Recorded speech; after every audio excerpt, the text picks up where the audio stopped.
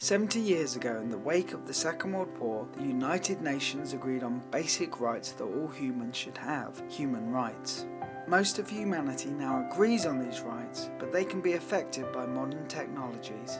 These challenges include the digital divide, privacy and data protection, accountability and liability, bias and discrimination, democracy and freedom of thought, health, dignity and care for the elderly, and the environment. How are these challenges manifesting in the world, and how are they connected to legal and human rights instruments? What is the way forward to promote a just and equitable society?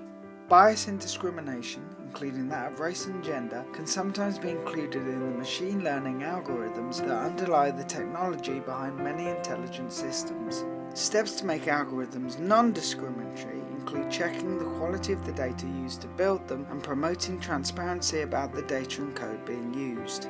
Human rights impact assessments that focus on the implications for fundamental rights could also be carried out. Over half the world's population does not have access to the internet, with the digital divide increasing as smart information systems favour high-income regions. Access would promote other human rights such as education. Within the ageing population, a lack of technical knowledge also broadens the divide. In addition, e-consultations can serve as a barrier to political participation. Broader governance frameworks based on solidarity are needed to promote universal and affordable access. Vast quantities of data are now regularly collected and analysed by AI. Data breaches and the exploitation and misuse of data pose a significant threat to human right to privacy and data protection.